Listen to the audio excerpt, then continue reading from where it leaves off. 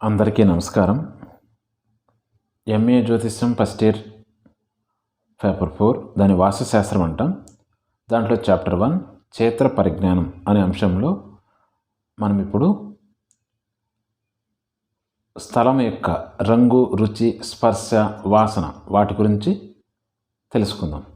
సహజంగా గృహ నిర్మాత క్షేత్రం మధ్య భాగంలో ఒక మూరెడు అంటే ఒక మూర వెడల్పు, ఒక మూర పొడవు లోతు గల గొయ్యి తవ్వి అందలి అడుగు భాగాన గల మట్టిని తీసి దాని రంగు, దాని రుచి, వాసన ఎట్లనదో వాస్తుశాస్త్రజ్ఞుడు చక్కగా పరిశీలించి వాటి ఫలితాలు ఆధారంగా మనము వాస్తుశాస్త్రాన్ని మనకి శుభమా అశుభమా అని తెలుసుకోవడం అనేది జరుగుతుంది.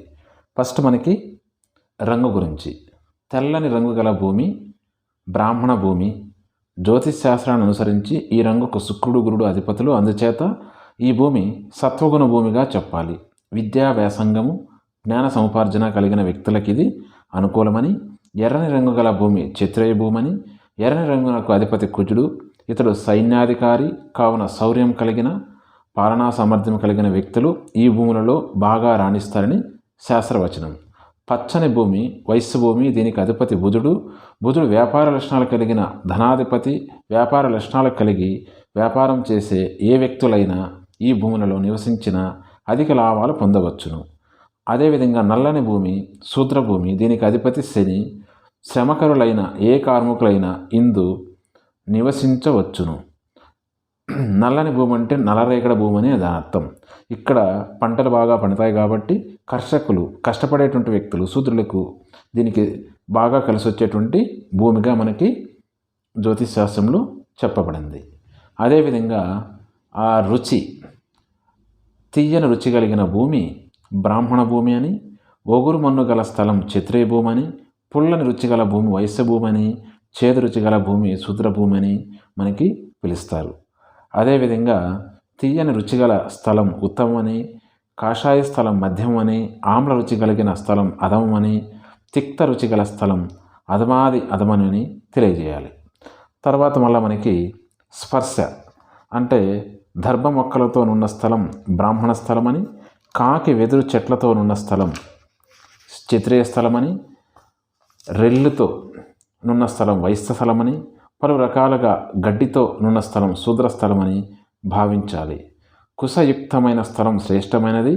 కాకి వెదురుతో యుక్తమైన స్థలం మధ్యమం. కాషాయుక్తమైన స్థలం అధమం. తృణయుక్తమైన స్థలం నింద్యమని శాస్త్రవచనం. నెక్స్ట్ మళ్ళా భూమి యొక్క వాసన గురించి. స్థలంలోని మన్ను తీసి పరీక్షించిన జాజి, మల్లె, సార, పున్న మొదలగు పుష్పాల సువాసన పోలి ఉన్న భూమి బ్రాహ్మణ స్థలం. రక్తం యొక్క వాసన వలె కలిగిన స్థలం క్షత్రియ స్థలమని. తేనె వాసనను పోలి ఉన్న స్థలం వైశ్య స్థలమని. మద్యం, కళ్ళు వాసనతో సమానమైన వాసన కలిగిన స్థలం శూద్ర స్థలమని నిర్ణయించాలి. సుగంధం గల స్థలం ఉత్తమం.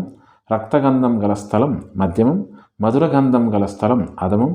మత్స్యగంధం గల స్థలం నింద్యమని నిశ్చయించారు. నెక్స్ట్ మళ్ళీ మనకి రూపం అంటే గంభీరమైన రూపం గల స్థలం బ్రాహ్మణ స్థలం. ఉన్నతంగా నున్న స్థలం క్షత్రియ స్థలం. ఎత్తు పల్లాలు లేకుండా సమానమైన రూపం కలిగిన స్థలం వైశ్య స్థలం. వికటంగా నున్న స్థలం శూద్ర స్థలంగా నిశ్చయించాలి. గాంభీర రూపం గల స్థలం ఉత్తమం. ఉన్నత ఎత్తు అంటే రూపం నొందిన స్థలం మధ్యమం. సమరూపం నొందిన స్థలం అధమం. వికట రూపం నొందిన స్థలం స్వీకరించరాదు అని మనకి రూపం యొక్క వివరణ అన్నమాట. తదుపరి మనకి స్థలం యొక్క శబ్దం అంటే ఆ స్థలంలోకి వెళితే మనకి గుర్రం, ఏనుగు, వెదురు, వీణ, సముద్రం, బేరీ వంటి ధ్వనిని పోలిన ధ్వని గల స్థలం ప్రశస్తమైనది. కీచురాయి, ప్రతిధ్వని, భయంకర ధ్వని మొదలగు శబ్దాలు గల స్థలం నింద్యమైనదని శాస్త్రం చెప్పింది.